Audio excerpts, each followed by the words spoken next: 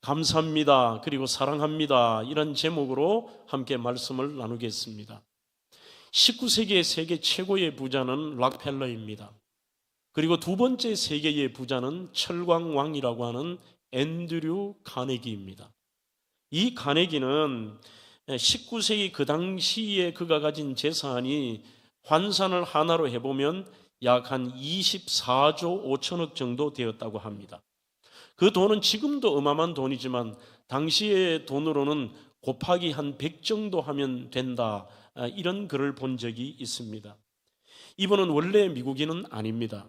스코틀랜드 출신의 이민자로서 어릴 때 가난한 집안에 태어나 아버지가 그 가난을 어찌할 방법이 없어서 온 가족을 데리고 어린 나이에 미국 펜실베니아로 이민을 갔던 것입니다. 그곳에 가서도 살기가 참 어려웠습니다. 어려운 형편 속에 오늘 그는 어릴 때부터 카네기는 기차역에 잔심부름도 하고 아버지의 일을 도우면서 그런 힘들고 어려운 생활을 했습니다만 어릴 때 자신의 어머니의 그 신앙 교육이 평생을 앤드류 카네기를 붙들었던 것입니다.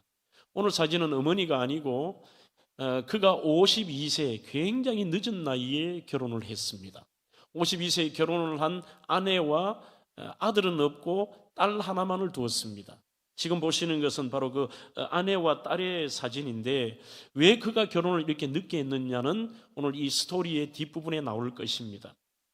미국 전체의 두 번째 부자였습니다만 그는 부자였기 때문에 존경을 받는 것이 아니라 오히려 락펠러나 다른 많은 부자들보다도 그의 삶이 대단히 청교도적인 정신으로 살았고 또 그리스도인들에게 본이 되는 삶을 살았기 때문입니다.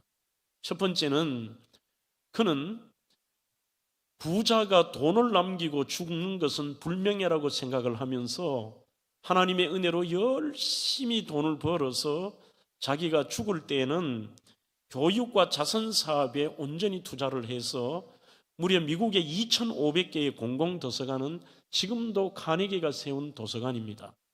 또 카네기 멜론 대학이라든지 우리가 잘 아는 공연장인 카네기 홀, 이게 전부 이분의 기부로 세워졌고 또 세계 평화를 위하여서 가난하고 병들고 고통받는 사람을 위하여 24조 5천억 원의 92%의 돈을 전부 기부를 하고 그는 이 땅을 떠났습니다.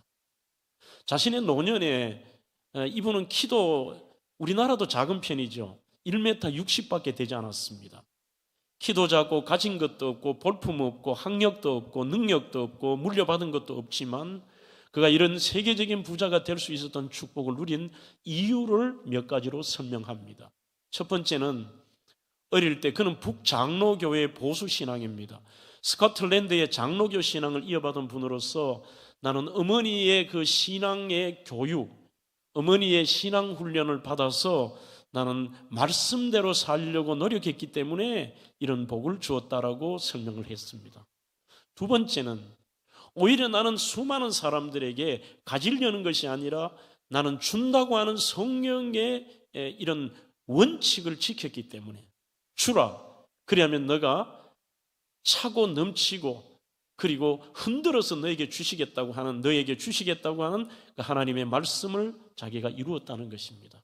세 번째는 그는 이렇게 얘기합니다. 나는 어찌 보면 내가 부자가 되고 싶은 소망은 어릴 때 어머니 때문입니다. 어머니는 우리 때문에 그 추운 이 펜실바니아의 겨울에 내의도 하나 없이 지내셨습니다. 우리를 위해서 온갖 희생을 하는 나는 어머니를 공경하고 봉양하고 어머니에게 효를 다하기 위하여 나는 최선을 다했을 뿐입니다. 그런데 하나님은 말씀 따라 내 부모를 공경하라, 그리하면 너가 이 땅에서 잘 되고 장수할 것이라는 그 복을 저에게 주셨습니다. 지금은 83세가 별 나이가 아닙니다만 당시에 미국에서 83세는 80년대 말은 대단히 장수했습니다. 아주 평안한 삶과 그런 수많은 부자들이, 심지어 록펠러도 기업의 M&A를 통해서 욕을 많이 먹었습니다만 이 철강왕 카네기는 사람들의 존경과 인정을 받고 평안한 삶과 그리고 장수하며 이 땅에 살다가 갔던 것입니다. 특히 앤드류 카네기는 그 어머니를 사랑하고 효를 다하기 위하여 결혼은 52세, 지금의 나이로 보면 약 70세 정도의 나이에 한 20년 차이가 난다고 하니까요. 52세에 결혼을 했습니다. 이유는 하나입니다. 아버지가 돌아가시고 홀로 계신 어머니를 돌보기 위하여, 그리고 그는 자서전에도 그런 말이 있습니다. 혹여나 내가 결혼을 해서 어머니를 사랑하고 모시는 일에 조금 더 그 마음이 아내에게 뺏길까 봐 결혼을 하지 않았다는 것입니다. 그는 어머니가 돌아가신 후 1년 반, 2년 만에 결혼을 하고 딸 아이를 하나를 놓았던 것이죠. 마가렛 카네기의 딸 한 명을 놓으면서 그는 더욱더 그 부모님의 마음을 이해하게 되었다는 것입니다. 사랑하는 우리 청소년 여러분, 그리고 산부의 우리 청년들에게도 제가 강하게 메시지를 전가할 것입니다. 오늘 부모를 공경한다는 것은 인간의 당연한 도리라고만 생각하지 마십시오. 하나님께서 우리에게 주신 divine law라고 하죠. 가장 준엄한 명령, 지켜도 되고 안 지켜도 되는 선택의 문제가 아닌 반드시 죽고 사는 문제로 지켜야 될 것이 바로 효에 대한 문제입니다. 흔히들 기독교를 향하여 효의 종교라고 이야기를 합니다. 전 세계에서 효도를 가지고서 그 하나만 주제를 가지고 대학을 만든 것은 대한민국밖에 없습니다. 인천에 가면 인천 순복음교회에서 만든 성산 효신학대학원 대학이라고 하는 효도를 가르치는 대학이, 정규대학이 우리 대한민국에 있습니다. 그만큼 하나님께서 우리 인간에게 주신 제1 카베트라고 하는, 이 카베트라는 단어는 세 가지의 뜻이 있습니다. 하나는 무겁다는 뜻입니다. 두 번째는 간, 우리 인간의 장기 중에 간의 뜻도 카베트라는 뜻입니다. 세 번째는 공경이라는 뜻도 카베트입니다. 즉 부모 공경한다는 것이 가장 무거운 계명. 그리스도인들에게 바로 위로는 하나님 아버지께, 육신으로는 부모님, 특히 살아계신 부모님에게 극진한 효를 다한다는 것, 그것이 바로 기독교의 특징입니다. 오늘 본문 에베소서 6장 2절에도 내 아버지와 어머니를 공경하라, 이것이 약속이 있는 첫 계명이라고 말씀합니다. 우리는 첫째, 둘째, 셋째의 첫 계명의 뜻이 아닙니다. 여기도 동일한 의미입니다. 제일 무거운 계명이라는 뜻입니다.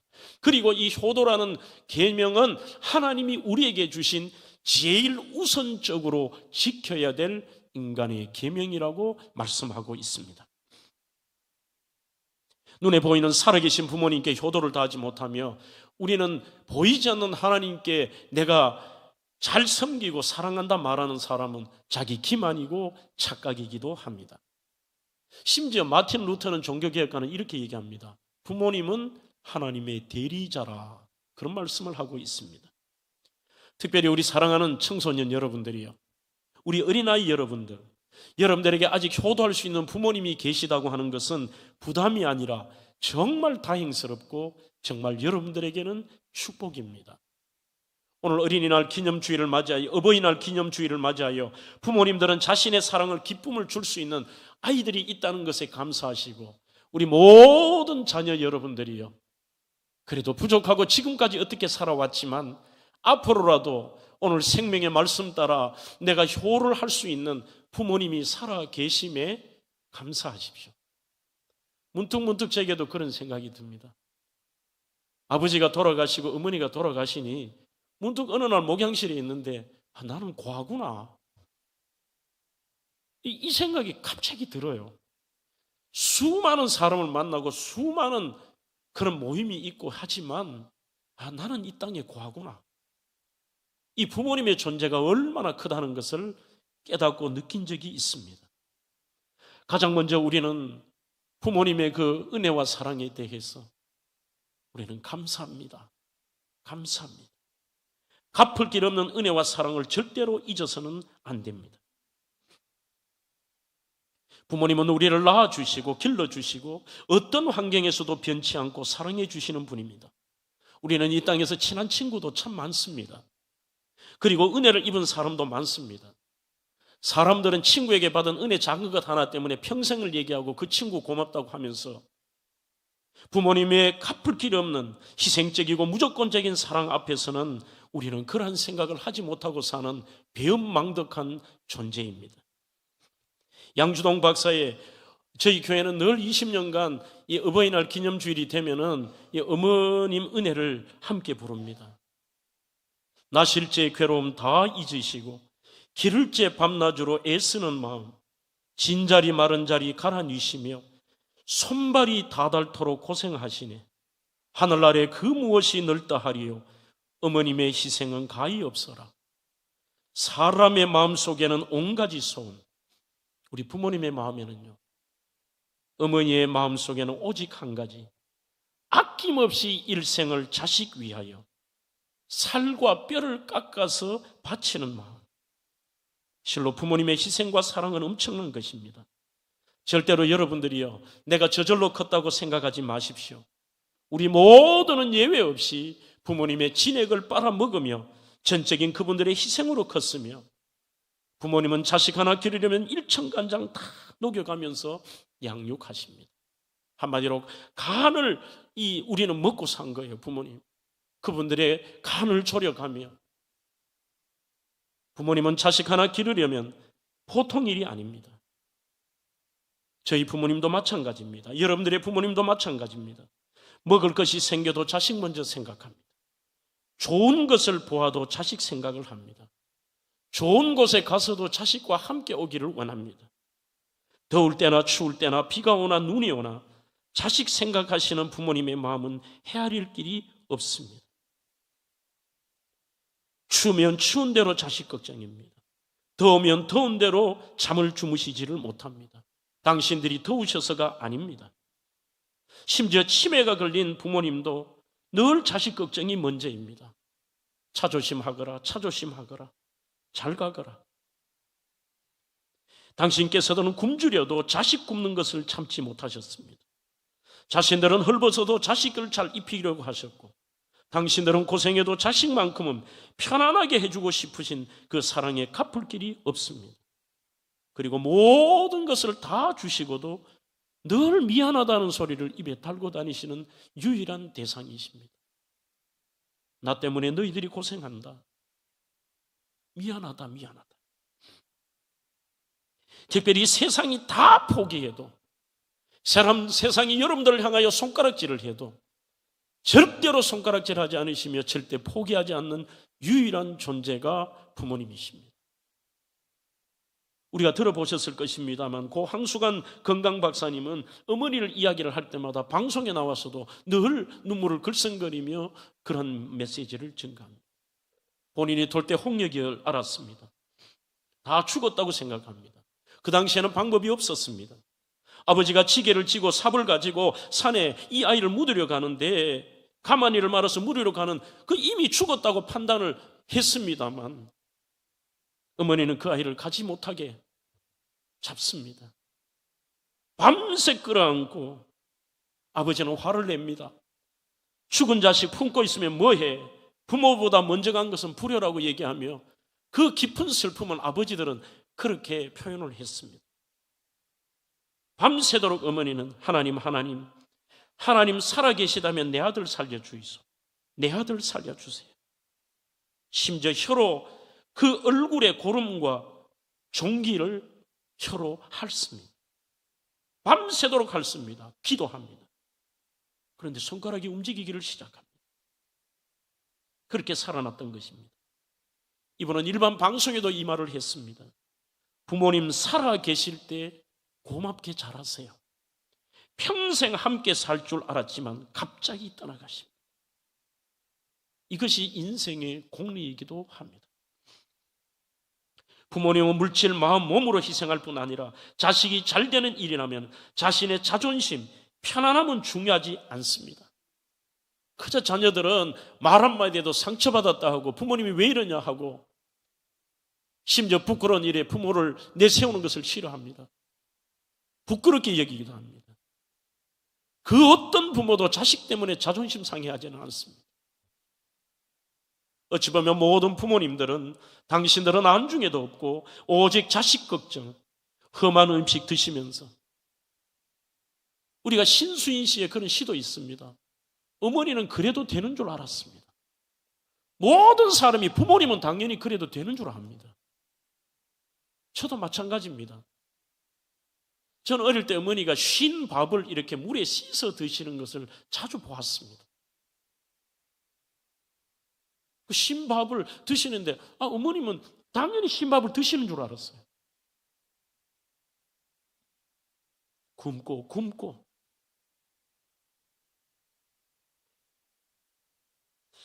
저는 지금도 그 보름달이라고 하는 이 빵을 먹을 때마다 감격이 참 묘하고요. 어머니 생각이 나요. 어릴 때 그 안동에서 밭일을 가셨다가 낮에 참으로 이렇게 보름달이 처음 나왔을 때 빵을 주시면, 그 당시에 당신께서도 40대지 않습니까? 30대 말 40대인데 얼마나 배가 고프셨을까? 그거 자식 주려고 가지고 와요. 우리는 그것도 모르고 밤 되면 어머니 가지고 온 그 보름달 먹는다고 막 기다리고 있잖아요. 이 당연한 줄 아는 거죠. 눈에 안 보이면 그리워하고 늘 한결같이 기다리고 그리워하는 유일하신 분입니다. 오늘 사랑하는 청년 여러분들, 청소년 여러분, 여러분들 부모님을 한 번이라도 가슴 사무치게 그리워해 본 적이 있습니까? 세상에는 때로는 저 자녀는 모자란다, 부족하다, 문제 있다, 미련하다 욕을 하기도 합니다. 그러나 부모님은 자녀의 끝까지 장점만을 얘기합니다. 소중함을 얘기합니다. 오늘 또 일부를 마치고 어느 부모님이 오셔서 저한테 상담을 하는데 그 자녀에 대한 장점 얘기만 다 하시는 거예요. 저게 부모구나. 남들이 어떻게 보든 그것이 부모구나. 자식이 아파하면 본인이 더 아프고 괴로워하십니다. 하나님, 저 아이의 아픔과 저 아이의 병을 저를 주십시오. 그러게 기도하실 수 있는 유일한 분이십니다. 이 은혜는 갚을 수도 없고 비교할 수도 없습니다. 그래서 하나님께서 이 갚을 길 없는 은혜를 받은 우리에게 주신 계명 중에 첫 번째가 하나님의 사랑, 인간에게 주신 가장 큰 계명이 내 부모를 공경하라는 것입니다. 심지어 하나님께서 부모 공경이 얼마나 강한 메시지냐 하면 레위기 19장 3절에 보면 너희 각 사람은 너희 부모를 공경하고 나의 안식일을 지켜라. 나는 너의 하나님 여호와니라. 그 말씀은 네가 부모에게 불효하면서 부모에게 효를 다하지 못하면서 뭐 주일 와서 예배드리고 교회 봉사하고 뭐 너가 직분 맡고 엉터리라는 것입니다. 우리는 절대로 눈에 보이는 부모님께 최선을 다해 효를 다하지 못하면서 보이지 않는 창조주 아버지 하나님을 사랑한다 말하지 마십시오. 그러면 하나님께서 야, 너 이렇게 하면 조건이라는 의미보다는 너무나 중요하기 때문에 이 디바인 로우, 이 강력하고 중요한 법을 너가 지키면은 내가 복을 준다고 하는데, 구약도 신약도 부모님에게 효를 다하는 자에게는 반드시 복을 따라오도록 그렇게 말씀하셨습니다. 오늘 앤드류 카네기처럼요. 에베소서 본문 6장 3절에도 이로써 시인하라고 하는 가정법입니다. 만약 너희들이 아버지와 어머니를 공경하고 효를 다하면 이렇게 말합니다. You soy genetai, 너 잘돼, 이 말입니다. 너 잘돼. 그리고 이 땅에서 너희들은 건강과 장수의 복을 누리겠다는 것입니다. You soy genetai. 지금은 엉뚱한 길을 하면서 잘 되기를 원해요. 조금만 섭섭하다 하여도 그것을 표시합니다. 인상에서 표시가 나타납니다. 말로 드러냅니다. 상처를 받았다고 합니다. 우리의 자녀들은 부모님에게 수천 수만 가지의 섭섭함을 드리고 상처를 드리고 아픔을 드리고 힘들게 만들어 놔도 부모님의 행동과 말 한마디 때문에 나 상처받았어, 나 섭섭해라고 얘기하는 이 무서운 자녀들의 모습이 우리 속에 있습니다. 성경의 주석가 렌스키라고 하는 분은 부모 공경하는 자가 영적으로 하나님의 인정과 축복을 받습니다만 외적인 풍요로움도 누린다면서 5가지의 복이 반드시 임한다는 것입니다. 그게 이분이 성경을 연구하고 주변에 믿는 사람들을 연구한 결과입니다. 렌스키가 말한 부모 공경의 5가지 축복, 1번 육체의 축복입니다. 한번 경험해 보십시오. 희한하게도 옛날의 효자들도 다 건강합니다. 남들보다 더 힘든 생활을 해도 하나님께서 육체의 복을 주시는 것 같아요. 2번째는 평안의 복이 있습니다. 그 어떤 사람에게도 없는 삶의 평안의 복. 3번째, 명예의 복입니다. 남들이 모르는 것 같아도 압니다. 4번째는 앤드류 카네기처럼 물질의 복도 따라옵니다. 마지막 5째는 관계의 복입니다. 그 5가지가 반드시 나타난다는 거죠. 구영찬 목사님의 책을 읽으면서 제가 참 의미 있게 읽은 적이 있습니다. 이분이 고등학교를 다니는 딸아이가 있는데 할머니가 이제 거동을 하시지 못하고 힘들게 지내셔서 그 구목사님이 사택으로 모시고 온다고 하니까 방도 없고 딸아이 방에서, 방이 3칸인데 딸아이 방에서 지낼 수밖에 없었습니다. 그러자 딸아이가 막 반대하는 거예요. 나 할머니 오는 거 싫어. 그리고 그 아이가 극도로 고등학생 1학년이 막 사춘기가 아직도 끝나지 않고 반항하고 불평하고 말을 안 듣는데 할머니 오는 것을 적극적으로 반대하는 거죠. 자기 방에 지내니까. 이 아이가 할머니와 6개월이 지나면서 아이가 다 바뀌더래요. 그래서 하루는 아버지에게 얘기합니다. 너 할머니하고 지내니까 불편하지 않냐? 할머니 대소변을 다 가족들이 받아야 되는데 아빠에게 이렇게 얘기하더래요. 할머니 오고 나니까 너무 행복하대요, 자기가. 그게 무슨 자기가 공부를 하거나 할머니가 잘해준 게 아니라 하나님께서 그 마음을 움직이고 이 아이에게 복을 주시는 거예요. 그러니까 이 아이가 성품도 바뀌고 내용도 바뀌면서 아버지에게 이렇게 얘기하더래요. 아빠, 나 앞으로 한 달에 10번은 내가 할머니 대소변을 자기가 받겠대요. 그러면서 그 구목사님이 하는 이야기가 부모 공경하는 자에게 내가 데리고 왔더니만 이 아이가 사춘기뿐만 아니라 이 아이의 삶과 인격과 성품과 모든 걸 하나님이 바꾸시더라는 거죠. 사랑하는 성도 여러분, 부모님의 사랑은 동서고금을 막론하고 동일하지 않을까요? 생각합니다. 자식들이 다른 것이지 부모님이 다른 것은 결코 아닙니다. 부모님의 사랑은 무조건적인 사랑입니다. 그분들의 사랑은 대가를 바라지 않습니다. 다 주시고서도 더 못 줘서 여러분들의 부모님도 그렇지 않아요? 늘 미안하다. 미안하다. 부모님의 사랑은 변하지 않으며 영원한 사랑입니다. 성경에서 말하는 부모 공경의 이유는 크게 4가지입니다. 첫째는 신명기 5장 16절입니다. 너는 너의 하나님 여호와께서 이렇게 말씀합니다. 명령한 대로 내 부모를 공경하라. 첫째는 하나님의 명령이기 때문에 반드시 지켜야 됩니다. 2번째는 잠언 23장 25절을 근거로 부모님은 여러분들의 생명의 근원이기 때문입니다. 부모 없는 여러분들이 어디 있습니까? 3번째는 우리에게 무한한 은혜와 사랑을 주셨기에 우리는 갚을 길이 없지만 그 부모를 공경하며 받은 바 은혜를 조금이나마 갚으며 살아야 됩니다. 마지막 4번째가 중요하기도 합니다. 부모님은 여러분들이 무시할 대상이 아닙니다. 함부로 말하고 함부로 행동해야 될 대상이 절대로 아닙니다. 조건과 내용과 부모님이 해주신 것이 없어도 하나님께서는 그 하나님의 축복을 여러분들에 주시기 위하여 세우신 분, 하나님의 대리자가 부모님이라는 뜻이죠. 절대로 무시하지 마십시오. 함부로 대하지 마십시오. 그 부모님의 은혜와 사랑, 이것은 여기 있는 우리 모두가 그분들 앞에서는 죄인입니다.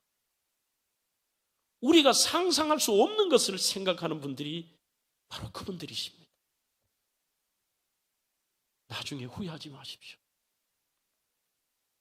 물론 목사도 후회하는 게 굉장히 많아요. 저희 어머니는 대명교회 이곳으로 이전하고 얼마나 기도 많이 하시는지 모릅니다. 이전을 위해 기도하고 헌금도 하시고 늘 물어요. 장 목사 어떻게 돼가? 힘들지 않아? 얼마나 와보시고 싶으셨을까요? 그 이후로 어머니 예배 때 한번 오세요. 아들 설교를 매일 방송으로 들으면서 사모하면서도 오시잖아. 하루는 제가 그랬어요. 어머니 저희 교회 한번 오세요. 전 안 오시는 이유가 무심한 줄 알았어요. 이렇게 얘기하셔요. 혹시 내 모습이 장 목사에게 누가 될까 봐.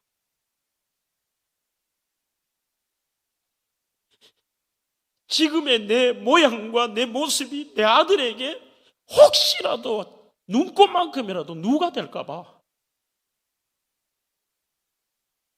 처음에는 냉정하게 그러시더라고요. 그냥 안 간다 그래요.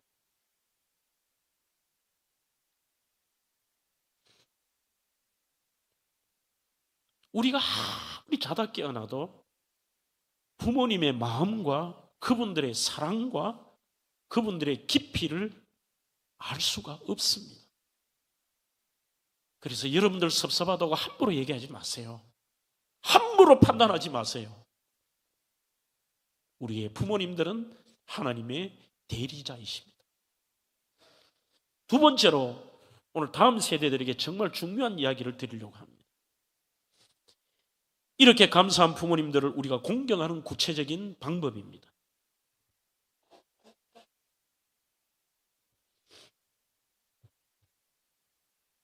우리는 죄송하고 그분들에게 너무나도 불효를 했기에 철저하게 남은 인생은 부모님께 효를 다하고 보답하는 삶을 살아야 됩니다. 부모님께 순종하고 효를 행하는 것은 그것이 기억하십시오. 하나님이 기뻐하시는 것입니다. 골로새서 3장 20절에 나옵니다. 자녀들아 어느 한 일이 아닙니다. 모든 일에라고 되어 있습니다. 자녀들아 모든 일에 부모에게 순종하라. 그것이 주 안에서 기뻐하는 것이니라. 즉 너희들이 부모님을 기쁘게 하는 게 결국은 하나님을 기쁘게 하는 거야. 이렇게 말씀하고 있습니다. 자, 그러면 부모 공경의 구체적인 방법입니다. 첫째는 인격을 존중해 드려야 합니다. 잠언 23장 22절에 너 낳은 아비에게 청종하고 내 늙은 어미를 경히 여기지 말라고 말씀합니다. 어떤 사람들은 자기의 머리로 부모를 평가합니다. 우리 부모님은 저 옆집 내 친구하고 부모하고 달라. 따뜻하지 않아, 냉정해, 그리고 까다로워, 상처를 주어. 우리 부모님은 부끄러운 일을 했어, 무식해, 윤리적 결함이 있어, 해준 게 없어, 장애가 있어, 문제가 많아. 이게 정말 여러분들 웃기는 얘기예요. 하나님은 단 한 번도 조건으로 부모님이 이렇게 했기 때문에 존경하라 그렇게 말씀하신 적이 없습니다. 마음으로부터 부모를 존경해야 됩니다. 외적으로도 존경하는 태도를 가져야 됩니다. 그리고 말로써 존경하십시오. 청소년들 함부로 부모님에게 말하면 안 됩니다. 감사하는 마음으로 존경해야 됩니다. 그러면 반대로 그 부모를 함부로 여기고 존경하지 않고 경홀히 여기는 사람은 어떻게 되느냐? 성경 전체에서 이렇게 강력한 메시지가 어디 있습니까?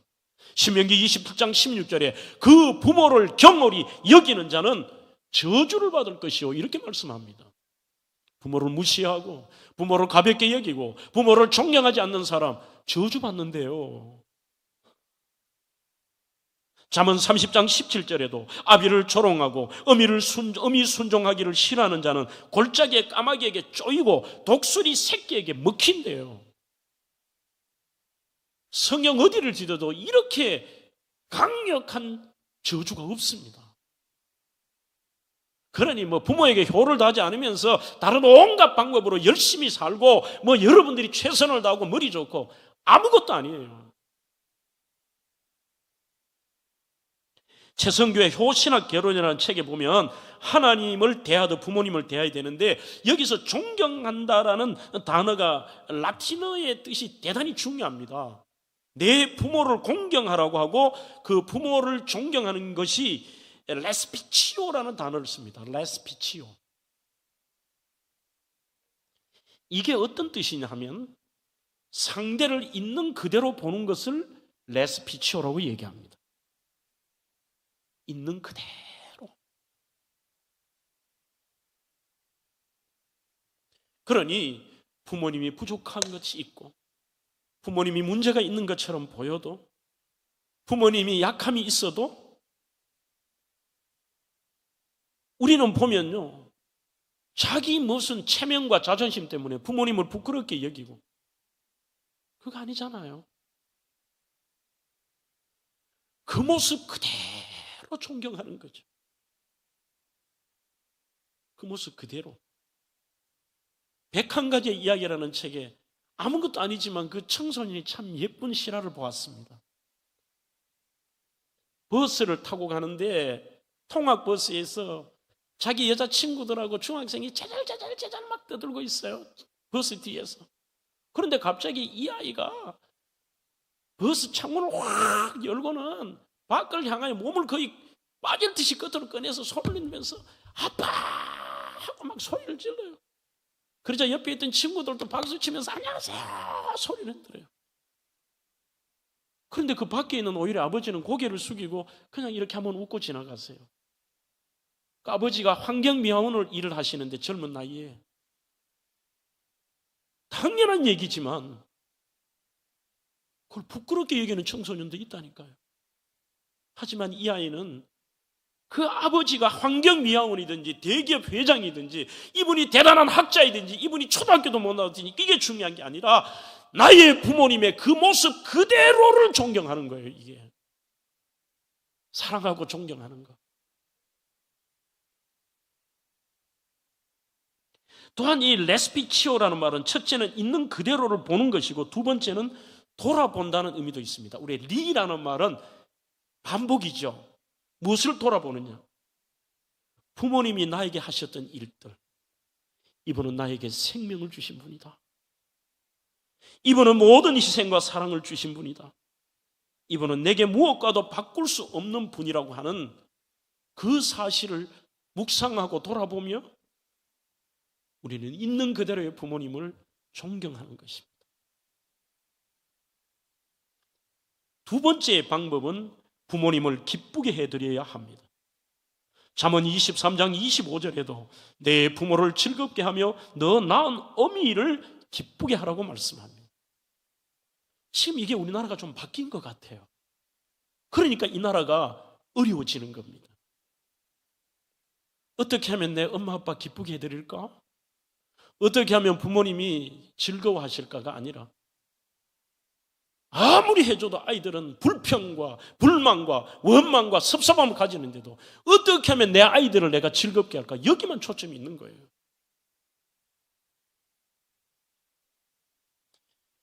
히브리인들의 자녀 교육의 지침서 중에 키투신이라고 하는 책의 31절이 뭔지 아십니까? 아이들에게 이렇게 가르칩니다. 너희들이 하나님을 기쁘게 해드리는 방법은 부모님을 기쁘게 해드리면 돼. 이 말이 맞을까 하는데 생각할수록 정답입니다. 부모님의 기쁨은 여기 앉아 계신 모든 부모님들의 1번은 이겁니다. 믿음 생활 잘해라. 예수님 잘 믿어라. 믿음 생활 잘해라. 그 하나님 기뻐하시는 거잖아요. 그 외에 나머지도 다 마찬가지예요. 착하게 살아라. 정직하게 살아라. 감사하며 살아. 이 부모님이 기뻐하시는 거. 특히 부모님이 기뻐하시는 것은 순종입니다. 누가복음 2장 51절에도 보시면 예수님의 어릴 때 모습입니다. 나사렛에 이르러 순종하여 받드시더라고 되어 있습니다. 휘파코에테라고 하는 이 순종한다는 뜻이 뭐냐? 밑에서 듣는다는 뜻입니다. 그게 순종입니다. 지금의 우리 청소년, 청년 여러분들의 특징이 뭐냐 하면 내 기준과 내가 기분 나쁜 것은 아예 부모님의 이야기를 들으려고 하지 않아요. 맞지? 듣기 싫잖아요. 엄마는 몰라, 아빠는 몰라, 얘기하지 말라는 거예요. 듣는 것은 부모님과 내가 동등한 위치에서 듣는 것을 이게 순종이라고 하지 않습니다. 휘파코에네라는 것은 휘포 아래쪽에서 내가 밑에서 듣는 겁니다. 경청하는 겁니다. 집중해서 내 마음에 맞지 않을지라도 부모님이 하신 말씀, 예수님이 이런 모습입니다. 부모님과 절기가 되어서 예루살렘 성전에 가셨습니다. 예수님은 성전 안에 있는데 부모님들은 예수님이 거기 계신 줄도 모르고 그냥 고향으로 가버렸습니다. 가는 길에 보니까 예수님이 없으십니다. 다시 돌아갔습니다. 그러자 막 야단을 칩니다. 니 왜 여기 있냐고. 성전에 있는 게 잘못입니까? 그런데도 이렇게 말합니다. 순종하여 받으시더라. 그게 진정한 순종입니다. 세 번째는 부모님을 정성껏 봉양해야 합니다. 요한복음 19장 27절, 예수님은 그 처절한 십자가에 죽으시면서도 그 제자 사도 요한에게 어머니 부탁한다, 우리 어머니 부탁한다. 예수님의 효의 모습입니다. 잠언 15장 20절에도 지혜로운 아들은 아비를 즐겁게 하여도 미련한 자는 어머니를 업신여긴다고 되어 있습니다. 조금 전에 제가 말씀을 드린 인천에 있는 그 효신학대학원에서 유대인들이 지키는 부모님에게 효를 다하는 10가지 계명을 만들어서 이렇게 한 번은 발표한 적이 있습니다. 우리 다음 세대들 잘 들어놓으십시오. 그리고 필기할 수 있는 분은 필기하시면 좋겠습니다. 첫째, 아침 저녁 문안 인사를 드린다. 이게 쉬운 것 같지만 잘 안 됩니다. 아버지 잘 주무셨냐? 아침 저녁이 힘드시다면 여러분 혹시나 타 지역에 가신 분들도 일주일에 한 번이라도 부모님과 통하는 시간을 가지십시오. 문자 보내지 말고요. 두 번째, 우리 이거는 청소년들이 잘 들어야 됩니다. 대답을 잘하고 잘 들어야 한다. 요즘 청소년들이 대답을 안 해요. 이미 자기 표정에서 모든 게 못마땅해요. 온갖 것을 누리면서도 불평과 불만으로 가득 차 있어. 야, 이렇잖아. 누구야? 하면 이래요. 예. 요즘 아이들의 대답 중에 제일 많은 게 뭔지 아십니까, 여러분? 괜찮합니다. 정말 나쁜 대답입니다. 어른들은 잘 모르는데 괜찮다는 것은 겸손하게 사용하는 게 아닙니다. 이 아이들의 문화 속에 있는데 그거는 노입니다. 모든 게 괜찮아요. 괜찮아. 이거 해줄까? 괜찮아요. 다 싫다는 겁니다. 친구들에게 놀고 게임할 때는 목소리를 높여서 까부러대고 소리를 높이다가도 부모만 부르면 목소리를 낮춰요. 아니요. 대답하기 싫은 거야. 부모님이 부르면 톤을 높여야 됩니다. 그분들을 즐겁게 해드리면 그분들의 마음을 상하지 않도록. 네. 네. 세 번째, 표정을 밝게 하며 마음을 편안하게 해드려라. 여러분, 말을 안 해도요, 표정이 냉정하면 이게 사람을 죽이는 거예요. 부모는 괴로워 죽어요. 제가 뭐가 또 꼬였냐? 뭐가 힘드냐? 뭔지도 몰라. 그냥 괴로운 거야. 인상을 왜 쓰는지 모르겠어. 온갖 거 누리면서. 아니면 차라리 나가든지. 우리 고등부 한번 웃어봐라. 그렇지. 부모님이 늘 부모님을 대할 때는 웃으며 대하세요. 톤을 높이세요. 그리고 말을 하세요. 입을 닫고 뭔가 화난 것을 표시내지 마세요. 그게 불효라는 걸 몰라. 상대방의 마음을 막 그냥 피를 말른다는 걸 몰라. 중등부도 웃어라. 그렇지. 네 번째, 궁금증을 풀어드려라. 어른들도 마찬가지입니다. 연세가 드시면 본인들의 의지가 아닙니다. 말이 자꾸 반복이 됩니다. 그리고 그분들의 마음에 있는 것이 계속 나오세요. 그러면 참다 이렇게 얘기합니다. 엄마는 몰라도 돼. 이게 불효입니다. 설명을 해드려야 됩니다. 어떤 것을 보다가도 무시해요. 야, 저게 왜 저렇게 돼? 엄마는 그것도 몰라. 가만히 있어. 아예 대꾸도 하지 않고. 지금 여러분들이 이런 불효를 하면서 공부하고 뭐 열심히 한다고 여러분들이 잘 된다? 아니에요. 다섯째, 근심 걱정을 없애드려라. 지금 엄마 아빠의 가장 큰 근심 걱정은 스마트폰, 게임. 그게 무슨 생기는 것도 아니야. 저에게 상담을 할 때 제가 그 말씀을 드렸습니다. 아이들 잘하는 것을 시킬래, 좋은 것을 시키려고 하니까 열매지기에서 거의 90%가 좋아하는 것 시킨대요. 그러면 망해 그랬습니다. 애들 좋아하는 거 시키면 어느 정도 그 좋아하는 게 바뀌면 걔는 망해. 잘하는 거 시켜야 돼. 그러면 좋아하는 거 시키면 전부 남자들은 유튜버가 되든지 프로게이머가 돼야 되잖아요. 부모님이 여러분들에게 안타깝게 근심하고 걱정하고 안타까워하고 여러분들에게 말씀하시는 것은 그게 여러분들에게 해가 되기 때문이에요. 그래서 오늘 이 설교 이후에 여러분들 정말 기계의 노예가 되지 마세요. 더 아름다운 세상과 더 넓은 세계를 바라볼 수 있는 눈, 이게 우리 대명교회 앞으로 제가 그렇게 끌고 나갈 거예요. 여러분들에게 주일날 올 때 휴대폰 가지고 오지 말라고, 주일날 교회에서 휴대폰 보지 말고, 저녁에 잠을 줄여가면서 공부하는 게 아니라 잠을 줄여가면서 카톡하고 유튜브 보고 게임하고 하지 마세요. 여러분들의 삶을 피폐화시키고 여러분들의 삶을 힘들게 만들기 때문에 부모님이 그래 하는 거예요. 부모님이 싫어하거나 하지 말라는 건 안 해야 됩니다. 아멘 해라. 그렇지. 여섯 번째, 용돈을 드려야 됩니다. 이것은 우리 어른들에게 해당이 되는데 우리 장로님들 그런 얘기 하지 마세요. 목사님, 자녀들 살기 어려운데 자꾸 용돈 주란 얘기 하지 마세요. 어떻게 할까요? 되는 이야기를 제가 드려야 되죠. 세상도 물질 있는 곳에 마음이 있다고 합니다. 앞으로 부모님들 이렇게 하십시오. 너들 바쁘지? 안 와도 된다. 10일 날 돈만 붙여라. 이렇게 하라고요. 그 부모님들은 그 돈을 당신들 위해 쓰시지 않습니다. 더 어려운 자녀들을 위해서, 그리고 사랑하는 손주들을 위해서, 진짜 교회에 필요한 것을 위해서. 그게 부모님이에요. 뭐 물질도 안 하면서 역할도 안 하면 뭐 사랑한다 축복한다, 아니에요. 일곱 번째, 맛있는 음식을 만들어 드리라. 그것이 안 되면 제가 관로했습니다. 사드려라. 여덟째, 건강을 챙겨 드려라. 아홉째, 보고 싶은 분 만나게 해드리고 가고 싶은 곳 가게 해드려라.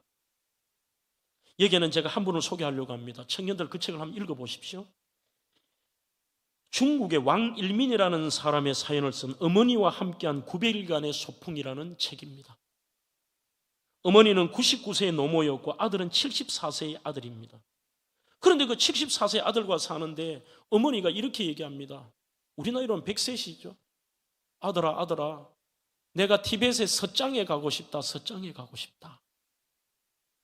어머니, 가시면 되죠.